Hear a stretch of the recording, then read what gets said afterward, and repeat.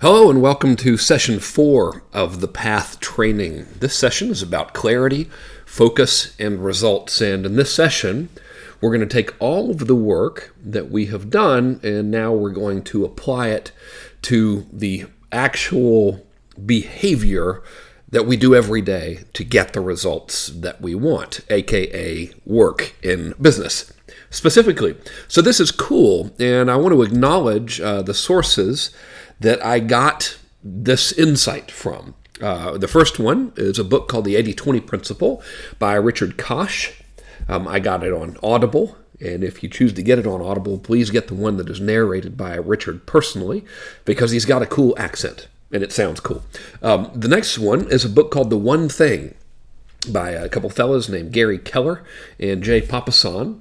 Another book that inspired me to learn all of what I'm about to share with you is one called Less Doing and More Living by a fellow named Ari Meisel. And finally, there's the 80% Approach by Dan Sullivan of strategiccoach.com. I've learned a tremendous amount from studying Dan Sullivan over the years, and a great deal of what we're going to discover and discuss today comes from my own personal experience. So what we're going to do together sort of works based on these overlying principles and concepts. And here they are. The first is we try to do way too much stuff at once, and we really try to do way too much stuff in general. And most of the stuff we do doesn't actually get us any significant results at all. It's often quite pointless. And we do that without realizing we're doing it. Furthermore, we are literally damaging our brain's capacity to function by distracting ourselves all the time. So by staring at screens and smartphones and constantly having interrupted attention, that literally impairs our brain's cognitive function, both in the short and long term, and that is now being scientifically discovered. And finally, our perfectionism actually causes us to perform worse than we would if we were like, okay, let's just do the best we can for now. So these are the principles that our work in this session is sort of founded upon. So I want to tell you kind of how I arrived at all of this stuff. And my story is one of stressful affluence. So I've been very, very fortunate, mainly as a result of very, very hard work, to have been financially affluent and experienced a lot of financial abundance in my life. And the first, or I guess prior to my discoveries, that was a result of my selling a multitude of products and having 3 separate divisions in my business. So division 1 was the information products aspect of it. So I had information products that I would sell, such as the Ultimate Webinar Blueprint, Mass Conversion, my Advanced Consulting class, and all of these were online education products designed for entrepreneurs who had online businesses and wanted to increase their sales through various direct response marketing tactics, and that was cool. And I also had a professional services division of my company, and this was a division where people wanted us to actually create and deploy very sophisticated, advanced, automated campaigns in their business using a CRM called Infusionsoft. And the third division of the business was masterminds, and I facilitated 2 of those. And as a result of all of this, I had 2 things going for me. Number 1, I made a tremendous amount of money, and I was suffering from self-inflicted overwhelm. So the professional services division required 10 live meetings per year for our clients. So clients would come and we would do all of this work for them, and then we would all get together for 2-day meetings, and we would have maybe 15 or 20 clients at a time. And I did that 10 times per year. So that was 2 days each. That's 20 days out of the year. The masterminds, I facilitated 2 of them. Between them, those required 8 live meetings per year. And those were 2 days each, excluding the travel required. So now that's 16 days plus the original 10 from my professional services division. So now we're already up into 36 days of the year taken. My professional service division also required a dedicated team. It required dedicated marketing effort from me, dedicated sales effort and campaigns, etc. And the info business required the same, And it required the management of 4 different front-end marketing campaigns because I was trying to advertise all 4 of my major profit center products in that aspect of my business simultaneously. And this worked actually very, very well. I made a lot of money. I first started testing what I call this approach. This was the mega business approach. Prior to doing this, I only sold info products. But in 2014, I decided I really wanted to sort of, mogul up, as they say, on television.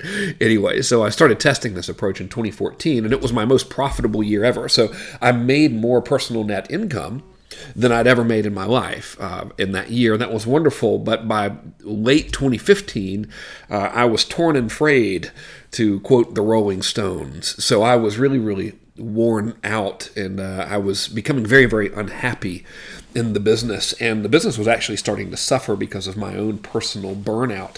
And right around that time, I was very fortunate to discover Richard Koch. And I discovered him through a friend of mine named Perry Marshall. And Perry Marshall is a brilliant marketing strategist and an all-around really, really good man, and certainly worthy of your attention and study. So he would be at perrymarshall.com. He's got all kinds of good free information for you. And if you enjoy his free information, I urge you to invest in some of his training. But it was through him, and specifically his book called 80-20 Marketing, that I discovered Richard Koch, who was the author of the 80-20 principle. And I will give you the South Georgia version of what 80-20 principle is all about, because I'm from South Georgia, and I'll speak in South Georgia language. So basically what the 80-20 principle does is it lets us know that, hey, we do too much stuff. Most of it's pointless, but a little tiny bit of it's real important. And that really important stuff is what gives us the most of our results. So if you sort of reverse engineer it, what it really means is most of our actual results are the result of just a tiny little handful of activities that we do. And all the other stuff doesn't mean anything. So that's basically what 80-20 states. And so I got into it because it started making sense to me. I was like, this Richard Koch fella, well, I trusted Perry Marshall anyway, but he was sort of quoting a lot of what Richard Koch was teaching, and I figured, well, this Richard Koch fella probably knows what he's talking about, because his net worth, I think at the time, he had started out just a regular person. He was worth about $500 million or something, and he had some unbelievably impressive track record of success, and he had a cool accent. So I was like, I'm gonna test some of this stuff out and really see what I can learn here. And I want to see what will happen if I start applying some of his principles. So I did the unthinkable, and I actually ran the numbers in my business to see what was really giving us the most profit. And it's interesting, I don't know if you would have this experience or not, but for me, it felt like the stuff we were dedicating the most energy to would be likely what would give us the most net profit.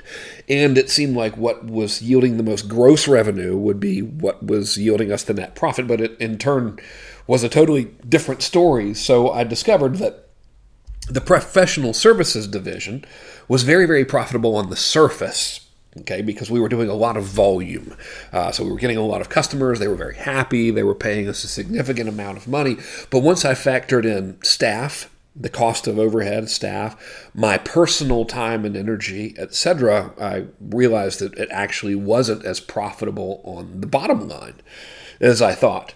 And then I realized that the masterminds were profitable, but they required 24 full days of my time, including travel. So that means in order to have those masterminds, I literally could do nothing other than either travel or be on stage for 24 days of the year. So it became a question of, could I make more money if I did something else during these 24 days? And then I realized that selling information products was vastly more profitable than anything else. And it required the least energy. And I realized that only 20% of my effort during that era was actually devoted to selling information products. And the other 80% of my effort was devoted to running the professional service division and holding these masterminds. So it was truly 80-20 in action. So, 20% of my energy, which was going into selling these information products, was actually yielding the majority of the profit, which was interesting. And I began to sort of shift my thinking. And the first thing that I shifted my thinking to was to never do anything but asset creation. And here's what I mean by that. An asset, for our intents and purposes, for our type of business, we sell things online. An asset means something that you create that will continue to yield benefits to you over time. And when I made that decision, I immediately realized that the masterminds were a bad idea, because I'm gone for 24 days, and I'm getting paid for those 24 days, and I'm getting paid pretty well, maybe $1 million a year or something, all if you combine them all, and that's nothing to laugh at. As they say, every $1 million helps. But my thinking was that, wait a minute, during that same 24-day period, I could actually create a product. I could create an evergreen campaign that sold that product, and I could potentially launch that product to my list and generate the same amount of money during this whole 24-day period that I would if I were holding the masterminds. But the difference is I would be able to sell that product in perpetuity through advertising, etc. So I began to get really intensely dedicated to this law that I created in my own personal practice, which is, listen, never do anything unless it's going to continue to yield benefits to you over time, meaning no more one-off stuff. And I make an exception to that sometime, and during something that I call electives, which will be a project that I just feel like doing for my own personal pleasure that also generates revenue. But as a general rule, that became the norm of thinking. So when I realized all of this stuff, I started making a pretty good bit of progress. First of all, I let the masterminds expire because, like I told you, I could use those same 24 days to create an asset that could pay me for years. To give you an example, one of my more famous courses was something called Mass Control. I created the marketing materials for that and the actual course and performed the actual original product launch for it in under 21 days. And that yielded over time $7 million. So that was an asset, right? I didn't make $7 million in 21 days, but I made a lot. And then over time, I kept promoting it and made $7 million. I just checked the records. So I decided to, not do the masterminds for that reason. I could allocate that time a little more efficiently. I also shut down my professional services division because it was profitable, yes. Our customers were very happy. That was good. I was fulfilling kind of a goal at the time, which was to have an agency. I wanted to see what that was like, so that was nice. But it was not as profitable as the information business, and it took a tremendous amount of energy. So I decided to dedicate 100% of my focus on creating and selling information products. And so basically, long story short is, I applied 80-20 on a very top level to my business, and I realized that 80% of the activity and profit was coming from 20% of the energy, which was info products. So I decided, hey, I'm going to develop 100% of the time and energy to info products and see what happens. And when I did, I had a nearly instant improvement. So remember, I told you by late 2015, I was torn and frayed because we had the mega business model and it was really just wearing me out. So in December of 2015, I made the decision, I'm going to focus on information products. I'm going to create a new one. I'm going to go crazy. I'm going to create a new info product and I'm going to offer it to people that are on my list. I'm going to see what happens. So I created one in December of 2015 called the Info Business Blueprint. And in that first month, this is in December, which is a notoriously bad month for direct response because everyone is spending money on Christmas presents, I sold $428,851 worth of that product, which was very, very good. In January, I sold $197,844 of that new product and $329,790 of my other pre-existing information products, which is over $500,000 in revenue, which that's very, very good revenue. But it wasn't like that was a record-breaking amount of revenue. But what was really, really exciting was that, the net profit was huge because these were information products, so I didn't really have to have staff to deliver them. I didn't have to hold events. I didn't have to do any of that stuff. And B, my energy expended in doing so was very minimal, because I basically just ran promotions to my list. In February, my info product sales were $729,000.68. In March, they started to kind of decline a little bit. It dropped down to $627,783. And in April, they had dropped down even more to $271,931. And so now the question might become, well, wait a minute, I thought you'd crack the code. You did 80-20. You realized that selling information products is where it's at. You focused 100% of your efforts on that. You had all these great months, and then it kind of died down. What happened? Well, what happened was I had that huge influx of initial revenue at first because I just promoted info products to my list. Right? I had this existing asset, which was a list, and I ran promotions for every single info product that I had aggressively to my list over those months. But by the time April rolled around, my sales had started to slow, because I had run out of promotions to give to my list, and now I was relying more on cold traffic from ads. See? And that wasn't necessarily a bad thing, because I was turning advertising into profit, but it caused me to begin to examine the business again, right? I knew that my work wasn't over because I wanted to maintain that level of revenue. I mean, still, $250,000 was a pretty good month, but it wasn't as good as $500,000. It wasn't as good as $700,000, right? I wanted to figure out how to do that consistently. So everything was still working, but now it was starting to get a little bit more difficult, and that's okay. And the reason it was more difficult is because I had separate ad campaigns going for each product, right? So I had emailed my list for every product, and I had built all of those campaigns, but now I needed to get new leads into my funnel. And so in order to do that, I created separate ad campaigns and funnels for every single product. So I'm running an ad campaign for Ultimate Webinar Blueprint. I'm running one for Info Business Blueprint. I'm running one for Mass Conversion. I'm running one for the Advanced Consulting class. And it was incredibly difficult to actually manage all of that stuff, right? It's hard, which there's nothing wrong with hard work. But I thought, wait a minute, 80-20 worked pretty good the first time on this top level. What if I kind of drill down some more and see what happens? So this led me to the second part of my unthinkable activity.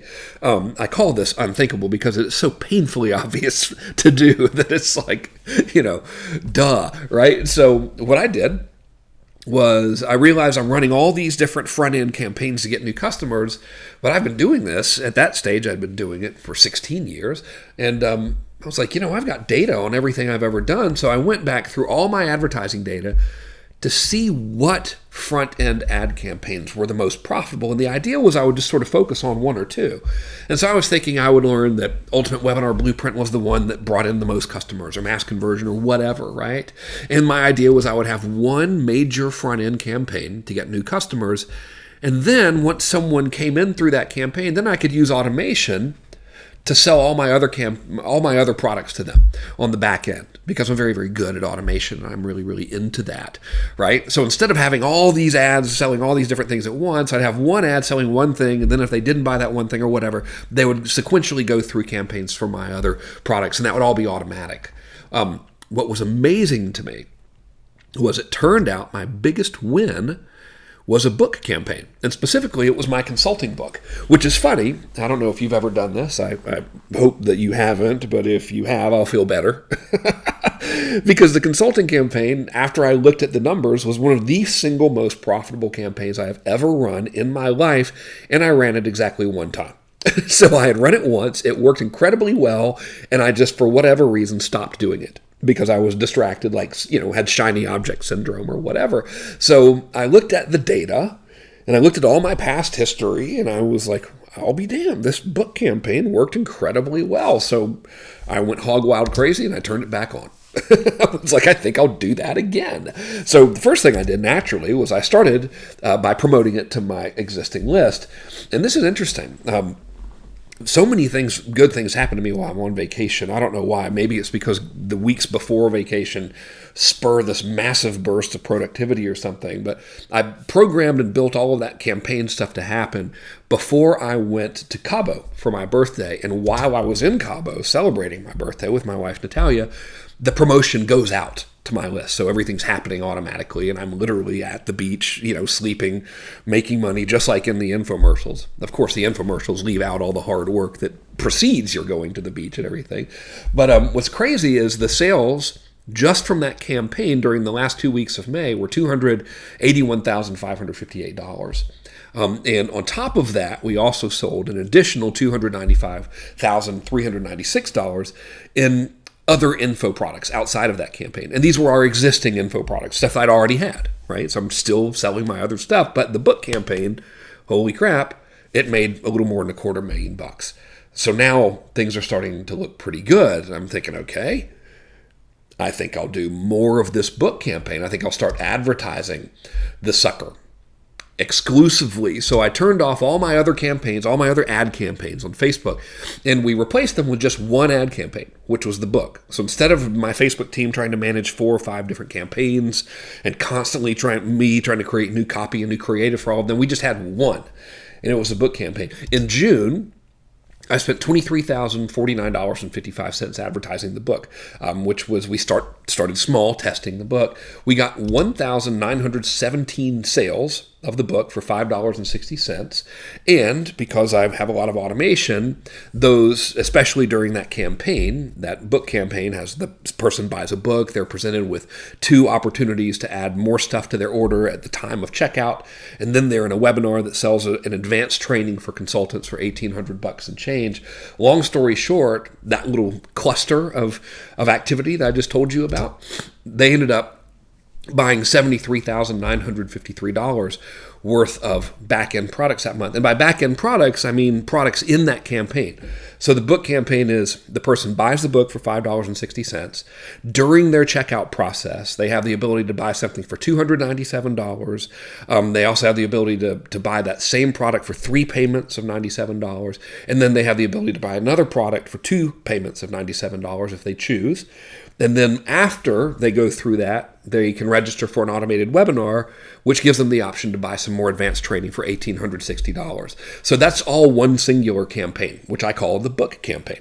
And so all of those book buyers went through that campaign and they ended up spending $73,000 and change with me. So my return on my ad investment was 220%, which was amazing, right? So I'm like freaking out here. That's great. So the next month after that, I was like, hey, why don't we do that again? So in July, we started upping our ad budget.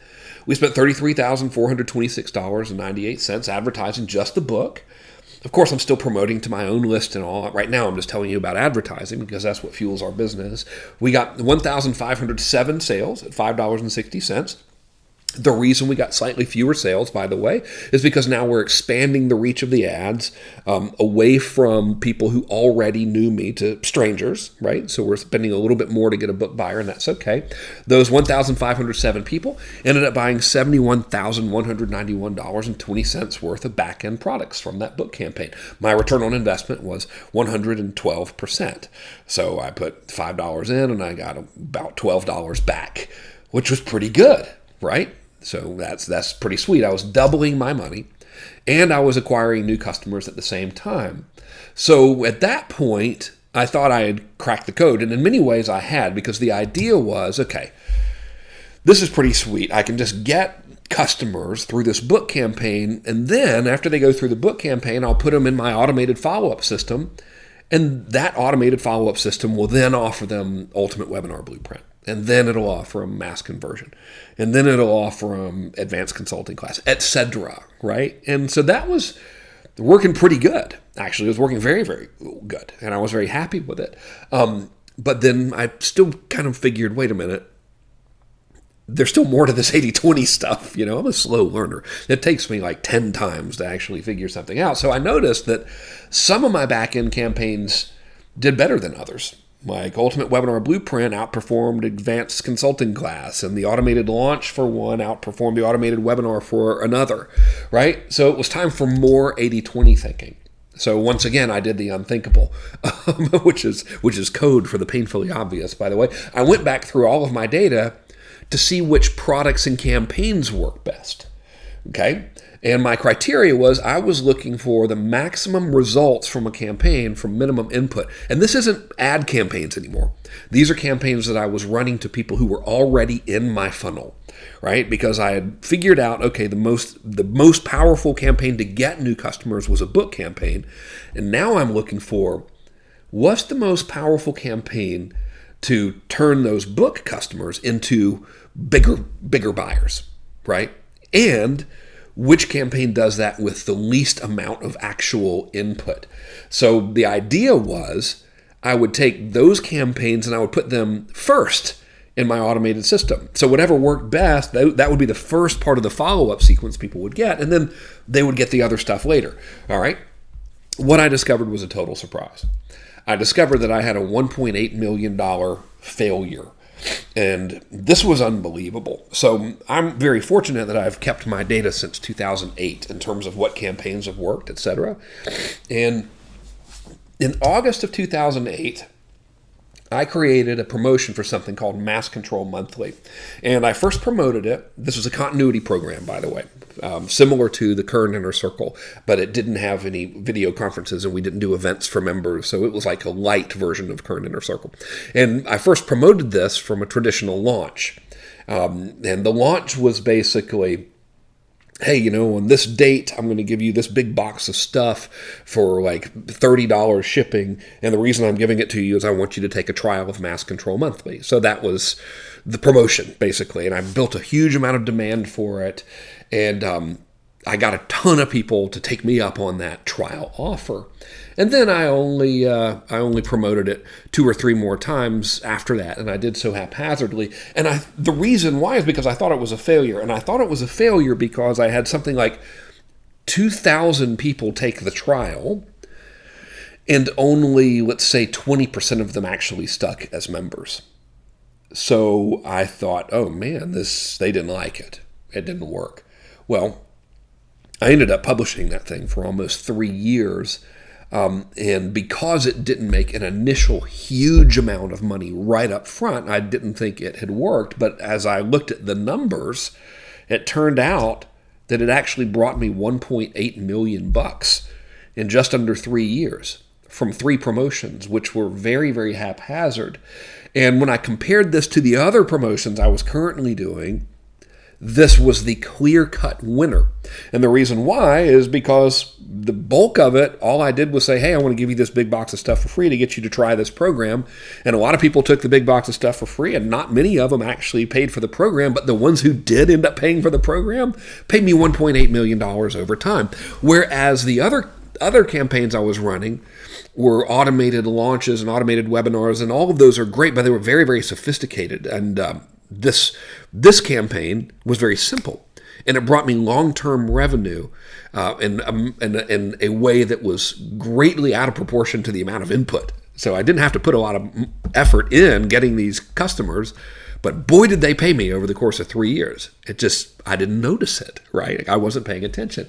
So I kind of have this theory that, hey, if something works real good, keep doing it, right? So I made a decision. I was like, wait a minute. That worked incredibly well in retrospect. I was just too distracted to realize how well it worked. So I immediately decided to create another continuity program. And I decided to replicate that same method of promotion that I did with the first promo of Mass Control, which was essentially a promotion that was, hey, let me send you a bunch of cool stuff as a bribe to get you to take a trial of this new program, right? And I knew that most people would quit. They would take the trial, but most of them just wanted the box of stuff. And so the vast majority of people wouldn't actually become members. But I also knew, statistically, some of them would stick. But my decision was, this time, I would focus, instead of focusing on those who quit, I would decided to focus on those who stuck. And here's what happened. In August of 2016, I promoted a trial offer for the Inner Circle. I gave the people who took that offer the ability to bypass the trial and become full members in exchange for a small discount. I hadn't done that before, but I just wanted to see what would happen. 14% or so took that immediate offer, and I instantly had a $65,000 recurring revenue stream. And that's before the other people who were in the trial ever had a chance to pay. These are people who said, yeah, I don't even need to be in a trial. I like your stuff. I want to become a member. Most of the people who took the trial did quit, but some didn't. And what's interesting is the ones who didn't created an additional $137,000 in recurring revenue, like within 30 days. So within the first month, if you take the trial people and then you take the people who upgraded, I had a $202,000 recurring revenue stream, which was amazing. And the reason it was developed is because I practiced 80-20. I went back and I looked, okay, what actually gave me the most significant results? And I realized it was just from this tiny handful of stuff. In this case, it was this little continuity program that I thought was a failure. But it turned out it was extremely successful over time, and it was horribly neglected. So I did it again, and what do you know? First month I have $202,000. Now here's why this is important. Do you remember our very first question in the process for rebirth in the path? Here we have 3 questions we ask, right? What do you want? Why do you want it? And who must you be in order for it to become inevitable? Well, what we always want to be focusing on is what we want. Right? Well, we always want to be focusing on these 3 things, but one primary area of focus, something I keep beside me at all times, is my list of what I want. Here's a picture of it. This is beside me right now. And here, what does it say? $1 million a month or $500,000 net, consistent revenue, systems that don't depend on me. Well, what did that continuity program point me in the direction of? It pointed me in the direction of consistent revenue and systems that don't depend on me, right? Like, I never have to go out and sell again, and I'll still get the $200,000 as long as those people stay members, right? Now, obviously, that's kind of a pipe dream. Of course, people drop off, but you get the idea. So I'm thinking, wait a minute, this is pretty good, and here's kind of a damn good way of doing things, right? You focus on what you want, you focus on why you want it, and then you also focus on what's worked in the past and what is working now.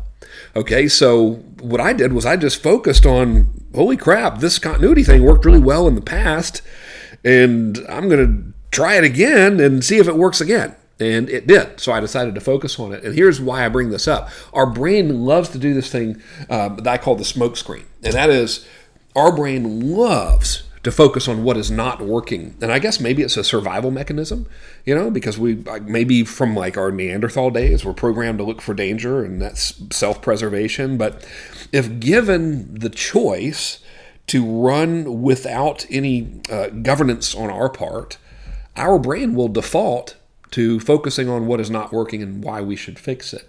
And it therefore loves to ignore what actually is working. And because of this, it can cause us to quit our mission because we think we're failing, when many times we're not. A case in point being that original Mass Control Monthly experiment. I thought I was failing because my brain was focusing on the 1,870 people who did not become members instead of focusing on the 500 or whatever people that actually did become members and pay me $1.8 million. Had I focused on those people, I would have a much different business than I do today. I would have grown that thing to be huge. So we have to be very, very aware of this. And I want to give you a typical scenario, by the way, because this is so common. And if we can cure this and we can recognize it and we can change the thinking, we can change the behavior. All right. So I'll give you a typical scenario. I recently met with 2 members of a $25,000 mastermind that I had my final meeting with recently. So remember I told you I wound down the masterminds? Well, I finally had my last one that I was obligated to perform very, very recently. And during that meeting, I met with 2 members, and they came to me and they said, we need your help. We have to reinvent the business. We got to do all of this kind of stuff. We're spending money on traffic and nothing is working. And I said, okay, well, of course, I'm happy to help you. Tell me what's going on and tell me what your funnel looks like. And they said, okay, well, we drive traffic to an opt-in page. And after people opt in, they can see a $20 offer. And if they take us up on that $20 offer, they'll see a one-click upsell where they can buy more stuff. And then the end of that process, no matter what happens, they're invited to attend a webinar where, of course, they can invest in some more advanced training for a higher ticket. So I'm like, okay, it's, perfectly viable campaign structure. I like it. I see nothing weird about it. These folks were selling very scientific health coaching stuff. Really cool. The lady's Harvard-educated scientist and an attorney. Her partner came from investment banking. Really, really interesting. Very, very intelligent people. Very accomplished and very successful in their business, actually. They just had this one campaign that was failing. So I said, okay, well, give me the numbers. And because they know what they're doing, they had their numbers immediately available. And they said, well, we sent 975 visitors to the opt-in page, and we got 78 people opting in. So that's an 8% conversion rate. I'm like, okay, well, yeah, that's definitely broken. And then they said 78 people ended up, therefore, seeing our offer for the $20 thing, and 8 of them bought, which was a 10.25% conversion rate. And they said 8 people, therefore, those 8 buyers saw the upsell, and of course none of them bought it, and then 8 people saw the webinar registration page, and none of them registered. And the campaign's broken. What do we do? How can we reinvent the business and all of this kind of stuff? Because obviously people think X, Y, and Z, and they're not doing X, Y, and Z. So they're jumping to all these conclusions based on this data, right? So I'm like, okay. And I know that Operation Smokescreen is in full effect with their brains right now. I can just see it happening. And it's normal. Our brains will do that. It loves to perform Operation Smokescreen on us. So I'm saying, okay, let's look at the real numbers here, all right? What you guys are failing to realize is that 78 people saw this $20 offer and 8 of them bought. That's a 10.25% conversion rate. That is amazing because it really is a very, very good conversion rate. And what they're focusing on is all the stuff that's not working, but what they're not realizing is they have this one little chunk of this offer that's incredibly successful, which is for every 10 people that see this thing, one of them gives them $20. So I started trying to illustrate this to them. I'm like, okay, let's dig a little deeper. How much did you spend on traffic? So we spent $624 on traffic. So it was like 64 cents a click or something. Their sales page, the one that sold the $20 thing, converted incredibly well. The problem was that not many people saw it because the only way they could see it was to opt in. And the opt-in page was broken. In fact, the opt-in page was the only thing that was proven to be broken because it had an 8% conversion rate, so only 8% of those visitors ever even saw the $20 offer that converted at 10.25%. So immediately, if we focus on what's working, we can start making much more strategic decisions instead of saying, oh my gosh, everything's terrible, such as, well, what if we got that opt-in rate to 33%? If we got the opt-in page to 33%, meaning just 33% of visitors have to request the free information instead of 8%, which they had now, if the $20 offer conversion stayed constant, they would be profitable before the upsells and the webinar even occurred, right? Which is really, really solid. But they didn't think about this because they didn't focus on what was working. They were focused on nothing is working, okay? But in reality, the solution is right before them. In fact, there's multiple solutions. So you might say, well, gosh, getting an opt-in page to go from 8% conversion to 33% conversion, that might be very, very difficult. And you know what? You're right. So what if we just take that off the table? And we say, okay, why don't we just remove the thing that is broken and make 100% of our focus the thing that is working? Because we know that $20 offer on their sales page was converting at 10.25%. We know that's incredibly good. What if we just sent traffic straight there? All right. What if we just bypass the opt-in page altogether? And we just said, hey, let's just drive traffic to go buy this $20 thing. And then if they buy it, we'll present them with the one-click upsell, and then they can register for the webinar. And if they don't register for the webinar right then, we can put a little follow-up sequence that invites them to the webinar. Very, very normal, basic thing. And what if in doing that, we're no longer paying 64 cents a click? What if our click cost doubles? I don't see any real logical reason that it would, but what if it did? So now we bypass the opt-in page altogether because that was broken. We don't even try to fix it, and we just send traffic straight to the sales page at $1.28 per click. All right.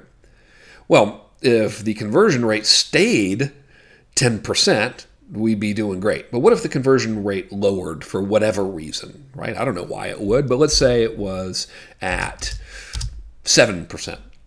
Well, if it dropped from 10.25%, which is what it was, and it was only converting at 7% for whatever mysterious reason, they would get $140 in sales for every 100 visitors, but they would only be spending $128 per visitor, which means they were net profitable right there on the front end before the one-click upsells ever had a chance to fire and before anyone ever had a chance to get on the webinar, which means it would be an incredibly successful campaign. We would have gotten to that point simply by focusing on what was working, right? Instead of going, oh my gosh, the entire campaign's broken. If the conversion rate was only 6%, that means we would get $120 in immediate revenue. We'd be spending $128 for every 100 visitors. So it would cost us $8 before we could present our one-click upsells and webinars. Pretty hard not to turn a profit. If it dropped down by 50%, meaning it went from 10.25% conversion to only 5%, we would spend $128 to send 100 people to that sales letter. We would get $100 back immediately just from our $20 offer conversion, and we would still have the one-click upsells. We would still have the automated webinar and the follow-up. So with these scenarios, it's pretty damn impossible for this thing not to work based on what we know, right? But my clients were caught in Operation Smokescreen because the brain likes to focus on what's not working instead of let's look at what worked and let's maximize that. So a damn good way of doing things is to focus on what you want, focus on why you want it, of course, then say, okay, what's worked in the past, what's working now, and how do we make that even better, okay? So that's the mindset that I adopted during this process. And I became intensely focused on focus, basically. So right after the initial success of the Inner Circle, I bought the book, The One Thing, that I mentioned earlier, by Keller and Papasan. And very, very good book. I bought that one on Audible as well, and I listened to it during that morning ritual that I described to you in our last session.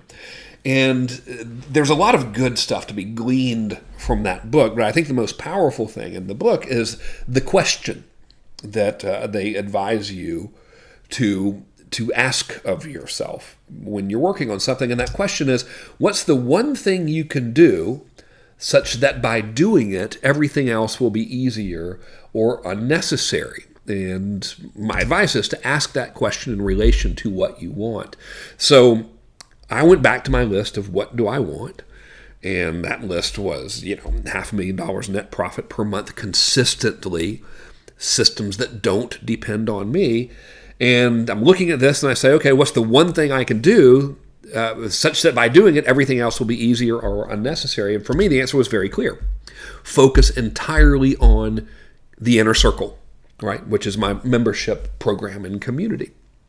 So I came to that conclusion, and then I started delving even deeper, and I said, okay, well, within the Inner Circle, what's the main thing with the what's the one thing within the Inner Circle? And I determined there were two things: get members, keep members. That's it. So our company shifted from having, all of these different information product offers, which were awesome, right? I mean, it was very, very good. All of that was working, to having one thing, which is this membership, and we basically have two functions: get members, keep members. So I'm going to give you kind of a quick recap of where we are and how we got here. My one thing became the Inner Circle. Instead of having all these different products and 3 divisions of the companies and masterminds and professional services, I stripped everything down to having just one thing. I arrived at that conclusion that the one thing should be the Inner Circle through a series of decisions. Number one, I focused on what I wanted, and I used 80-20 thinking to uncover what was working best, and then I focused on ways to do that even better. So what did I want? $500,000 of consistent profit using systems that don't depend on me. How are we going to get there? Well, I used 80-20 thinking to uncover, okay, well, number one, new customers are best acquired through this book funnel. Number two, the campaign structure that actually yields you the greatest revenue was this dang membership thing that you thought was a failure. And then I started thinking, well, how can I do these even better? Right? So here are some existing 80-20 discoveries. The book campaign outperformed everything, which is funny because I had run it one time and I never ran it again. The continuity program yielded my best long-term results with the least front-end energy. Right? That was Mass Control Monthly. I never even realized that until I went back and looked at what is actually responsible for all of the revenue in my company and how much energy was expended to get this revenue, right? And I learned that Mass Control Monthly, holy crap, I thought it was a failure, but what do you know? It was $1.8 million in just under 3 years from these little promotions that I'd considered failures, which was crazy. Now, the big obvious discovery was, well, what if we put these things together? What if after people come in through the book funnel, right? Because that's a great way to acquire new customers. What if instead of making my entire follow-up sequence about selling all these other products, what if I just make my follow-up sequence about selling the inner circle instead? And that's where you kind of have the magic combination. You take your one thing discovery and then you apply the 80-20 principle to it. So let me give you an example from our personal thing. My one thing is get members, keep members, right? That's it. I mean, technically it's two things, but it's really one thing, grow the inner circle. But it's grown by getting members and then keeping members, right? So that's my one thing. So my question is, how can I apply 80-20 to this so that my energy expended in getting members and keeping members yields the highest possible return? And that can sort of translate to what few activities can I focus on exclusively that will get members and keep members infinitely more than anything else. In fact, I could even pose the one thing question to that. What is the one thing I can do to get members and keep members now, such that by doing it, everything else will be much easier or unnecessary? And here became the answer, right? I have basically several things. Number one, produce extra content for existing members, which is part of our surprise, delight, inspire, and lead initiative. So it's not, I view my job very, very seriously for our membership. Not only do I want to advise people on marketing and advertising, but I also want to inspire them and lead them to the best of my ability so they can get the best results they possibly can in every area of life that I'm qualified and capable to influence them. And so we have this sort of principle that we like to use, which is surprise, delight, inspire, and lead. So they come to us for marketing advice, but we like to surprise and delight them by over-delivering, giving extra content, surprise content, and doing so in a way that inspires them and leads them to do the same for their customers. So that was one, right? Produce more stuff. Surprise, delight, inspire, lead. That will help us keep members for sure, right? To get more members, well, good Lord, if I can simply scale my book campaign, that means I'll have more prospects to sell membership to. So that's pretty simple, right? And then once I have those prospects, I just create automated campaigns to continuously offer membership from different angles to those prospects instead of automated campaigns that offer 9 million different products, right? So I streamlined everything. And you know what? All of that is one answer. But you know what the real answer is? It's simply three things. Write copy to get members, write content to keep members, shoot videos to get members and keep members. These three things are what I call sanctified action. These are really the only three things that I should ever be doing in my business, period. These are sanctified. These are holy. This is it, right? If you strip away everything, it is really just these three things for me. Write copy for campaigns that acquire members, and even write copy to inspire existing members. Write content for existing members. Shoot videos for existing members. And shoot videos to acquire new members. That's it. Three things. Now, let me give you a before and after comparison. Before I made this discovery and did all of this type of work, here were my tasks, right? Create new products for the info business, create new front-end funnels that sold those products, create new Facebook ad campaigns, manage the Facebook ad campaigns for all of that new stuff, create new promotions for my list to constantly roll out these new products, write copy for all of these new promotions, shoot videos for all of these new promotions, program new automations for all of these new campaigns, run 2 different masterminds, run the professional services division, have 24 days of meetings every single year, and essentially be overwhelmed. Here's the after. Write content for members, write copy for member-getting campaigns, shoot video for members, shoot video for member-getting campaigns. That's it, right? Very, very simple. So how do you actually do all of this? Okay, so here's how for me. Number one is I limit my weekly tasks to 3 very important things, and then whatever regular stuff you have to do. And I'll kind of show you an example of this and explain that in a minute. The next thing I do is I use the Eugene Schwartz Egg Timer 2.0 method to actually get things done. And I'll show you what that is here in a minute. The next thing is I avoid screens until absolutely necessary. And finally, I get other people to do the stuff that is not sanctified action. All right? So let's talk about first the three very important things. I will likely, like literally, I seriously mean this, I will probably have the number 0.01 tattooed on my arm to indicate the vital few, which is a tribute to 80-20, because I so firmly believe in the 80-20 principle, which I think is really more, for me personally, is more like a 90-10 principle. It's really only 10% of things actually yield 90% of the results. So in most cases, we're trying to do way too much stuff, right? So, and that yields a lot of action. Number one, trying to do so much stuff yields a sense of overwhelm. Number two, we almost never actually get the stuff done, so we beat ourselves to death. Number three, when we do it, we don't do it as well as we could because we're trying to do too much. Number four, most of the stuff we're trying to do is irrelevant. So I try to limit myself personally to just accomplishing three very important things during the week on top of like regular weekly activity. So, for example, my three very important things for this week were create Module 4 for the path. Doing that right now. That's why it's not crossed off the list, right? It's about to be. Automate a high-level fellowship webinar and deadline funnel for follow-up.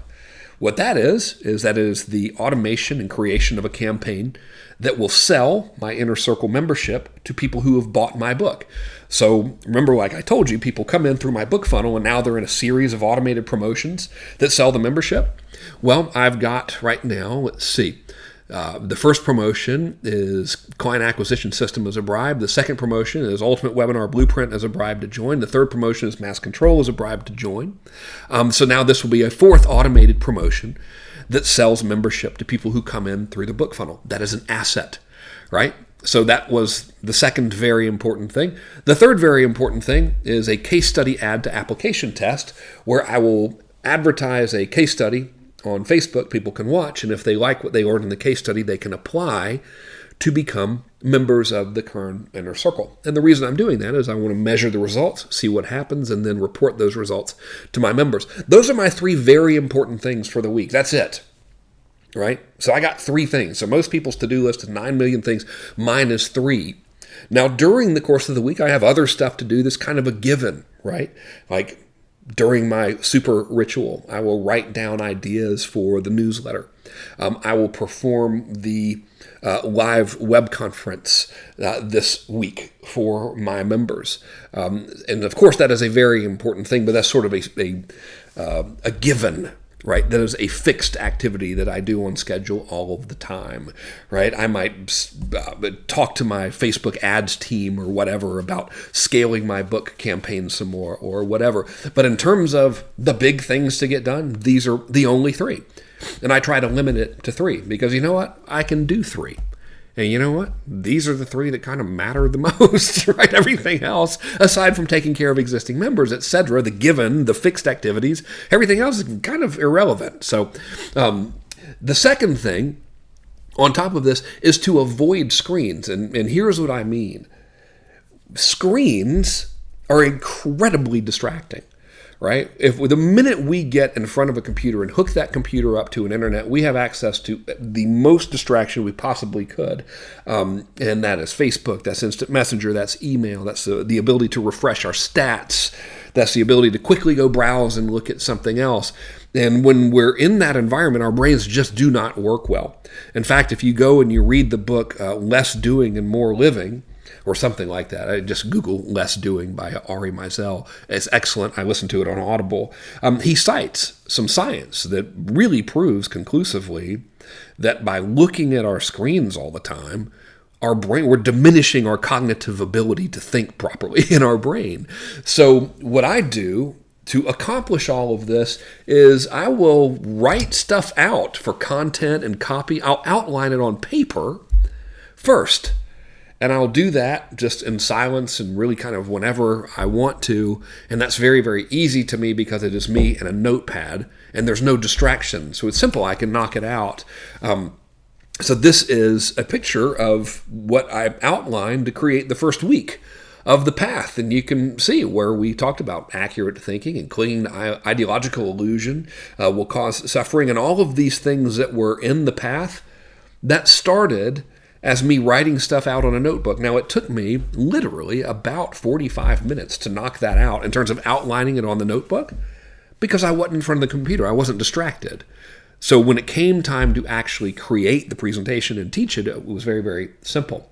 In fact, when it came time to create the presentation and teach it, it was made even easier by the Gene Schwartz Egg Timer Method 2.0. This is my name for it, obviously. So you probably are familiar with who Eugene Schwartz was. He wrote Breakthrough Advertising. He wrote some of the most compelling and successful direct response print ads of last century, during the 1900s, et cetera, especially later, during the, I think, like the late 70s through 90s, I believe was his heyday. And he was incredible. So because he was one of the most brilliant marketers in history, I think he's worth modeling.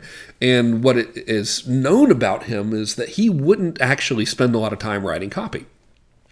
He would spend a lot of time thinking about writing copy, which for me translates to writing stuff down in your notebook, and then he would sit down and actually write the copy. And when it was time to write the copy, he is said to have had this little ritual where he would have an egg timer, and he would set that egg timer to 33 minutes, and it would be 33 minutes where he would either write copy or he would stare at the typewriter, but that was all he was doing.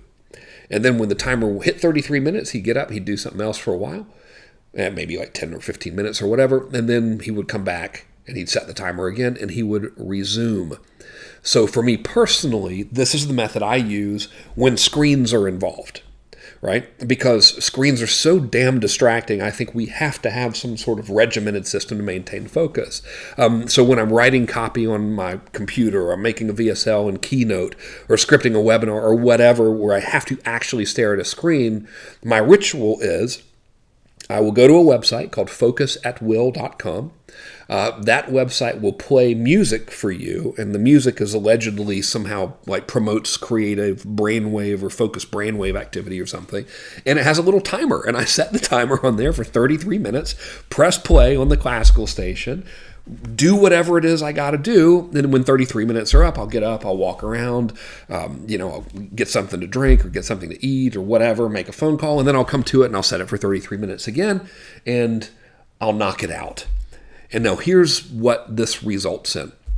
It takes me really my actual true workload of really doing stuff is A, not every single day of the week, and B, when I'm actually working, I might spend a grand total of 4 hours a day doing dedicated, focus, sanctified activities. And other times I'm just like enjoying myself, or I'm thinking, or reading or whatever, but it is more leisurely activities. Okay. Now, the next thing is we only want to do sanctified actions. So here's an example of stuff that I no longer do. Number one, customer service. I simply don't do it unless there's some issue where I need to get involved, where if someone's really upset or something, I'll call them personally, but it's extremely rare. We have an excellent in-house customer service team located here in San Diego in our office where I can go and look at them. Some people like to outsource that. I don't. Personally, I take our member relations very, very seriously, so I want to have extremely good people, and we do. Tyler and Taylor are wonderful. I don't manage the business in any capacity. I'm horrible at managing a business. I'm good at really 3 things, right? Writing copy to get members, producing content for existing members, and shooting video to get members or to delight members, and everything else I'm not good at, right? So the management of the company, I don't do that. No clue how to do that. Right? Awful. Paying bills. Don't do it. I have another firm do it. We have a virtual CFO that just handles that stuff. Video editing, I don't do it. Web design, building web pages, even though they're easy tools to do it, I rarely do it unless I'm just in the mood. Sometimes I feel like it, but rarely. Tech stuff, I'm very, very good at building automated systems. I don't do it anymore. Right? Sometimes I'll architect them and sketch them out, and then I'll hand it over to my tech team, and they will actually build the stuff. The fulfillment of the newsletter, like shipping things out, I have no idea how that works. No clue. Don't care as long as members get the newsletter on time and they're happy. That's all that matters to me. So I don't need to know how it works. I could care less how it works. I do not do it. Human interaction, which is going to sound a little bit antisocial, but I have very, very limited human interaction. Remember our hierarchy of focus? I take that very, very seriously. So I only do the sanctified actions, which are write copy to get new members, create content to surprise, delight, lead, and inspire existing members, shoot video content for existing members to serve the same purpose, and shoot videos to acquire members. So really, I type and I talk. Those are the sanctified actions, period, right? So everything else is done by other people, and it's not something that can typically be done overnight unless you have the budget for it. So I understand that, if you don't have help, you got to do everything yourself, but the mission should be to unload as much non-sanctified actions as possible, and some of them might not even be necessary to unload. You can just stop doing them entirely. So here are your missions. Okay, number one, get the facts about what's really working. Ignore your brain's attempt to do Operation Smokescreen on you and tell you what's not working. Instead, reverse focus and find out what has worked and get the facts on that. Like, get the actual numbers on what actually worked, and then document that, focus on it, and do more of it. All right? Improve it even. Then use 80-20 plus the one thing to identify your sanctified actions, because if you're like every other person I've ever met in my life, you're doing way more stuff than you need to be doing, and most of it actually does not produce results. The next mission is now to, once you know what these sanctified actions are, and it should be like a tiny bit of stuff, right? For me, I got one job, get members, keep members. Under that job, I really do three things. Write copy to get members, write stuff to keep members, shoot video. That's it. Okay, so you should have like 3 activities or something, and that should really be all.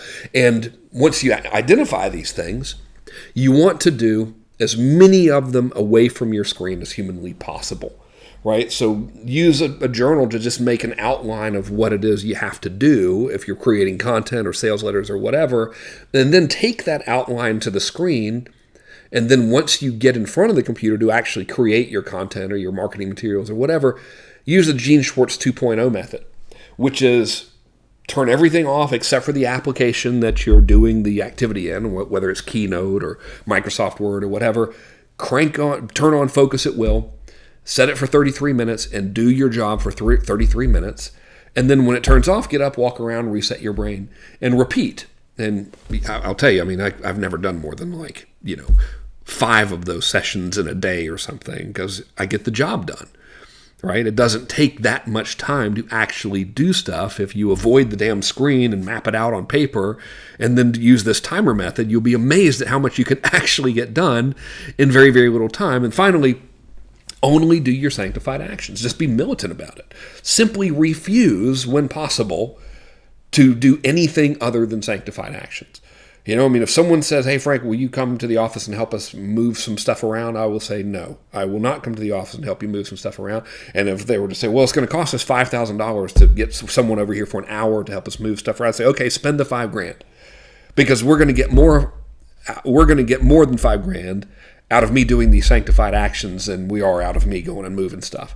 It's not about ego, you understand? It is about the efficiency of your time. Once you understand that there's really just a handful of stuff that actually yields the greatest results for you, just truly only do that stuff. Now, the result of all of this and the net effect of it is you get a lot. First thing you get is clarity and confidence. And now that I know that, okay, I'm crystal clear, right? Inner Circle is everything. That is our entire business. We have 2 jobs, get members, keep members, right? Well, now that gives us a tremendous amount of confidence and clarity, but that also yields a lot of energy and drive for us, because all of the other friction is gone, right? We're now like a streamlined supercar. We have very little drag coefficient going on, right? So we have all of this energy and drive to go do the job because we're very crystal clear on the job itself. Get members, keep members. We're very crystal clear on why we want to do that, what that will provide, A, the income, B, the greater mission, right? But what's also amazing is in doing all of this, if you focus just on your sanctified actions and you follow the steps that I gave you, which is to avoid the screen, do as much on paper as you can, you're not going to need a lot of time to actually get the job done. So I don't spend, but seriously, a couple of days working on sanctified actions, and even during those days, maybe 3 or 4 hours max. So with that free time, what you can do is you can rededicate that time to cultivating the characteristics of your true identity. So for me, I dedicate that time to fitness. I dedicate that time to learning, right? I dedicate that time to becoming inspired to come up with more ideas to better serve my members, which falls under job number 2, keep members, right? Well, we only do 2 things, get members, keep members. So a tremendous amount of my time can now be invested in ways to keep those members, to inspire, surprise, delight, and lead them, which is great, right? And finally, the ultimate net effect of this is you have highly focused action, and that highly focused action yields positive results, and the positive results reinforce the identity, which then gives you greater drive to continue that cycle, if that makes sense. So those are your missions. So if you think about what we have gained from taking the path, we now know with great clarity really what your desired outcome is. We know with great clarity why you want it, which of course the answer is contribution, and that contribution is to family, market, and world. We have identified the characteristics that you must have in order to become the person for whom achieving all of that stuff would be inevitable, right? And now through what we've worked on today, if you apply 80-20 plus one thing, you can understand that really there are only a handful of sanctified activities that you need to do in order to actually accomplish all of this stuff. And in focusing just on those activities, you will free up a tremendous amount of your time, which if you choose, can be redirected to cultivating the characteristics of your true identity.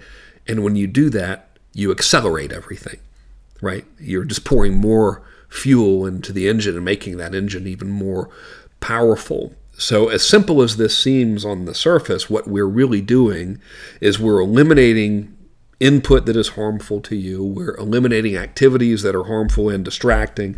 We're focusing on just the tiniest handful of activities that produce results. By having that laser focus on that activities, you're getting significantly greater results, but you're also freeing up a tremendous amount of time. During that time, if you choose, which you should choose, you can use it to cultivate those characteristics of your true identity, which causes you to become that person even faster.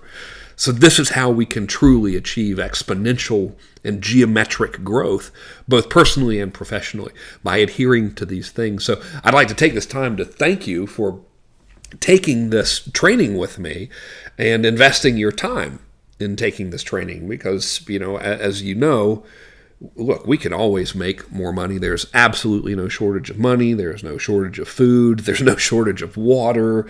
But there is a definite shortage of time. We simply cannot replace time. And you have given me now hours upon hours of your time, investing it with me to achieve this outcome. And I just want you to know that I sincerely appreciate it. And I hope that you find your use of this time to give you a tremendous return on your investment of this time. And if you follow the steps that I've outlined, I'm 100% confident that you will. So if I can ever be of any service to you in helping you accomplish this, please reach out to me and I'll be glad to help. Thanks so much for participating. I look forward to seeing you soon.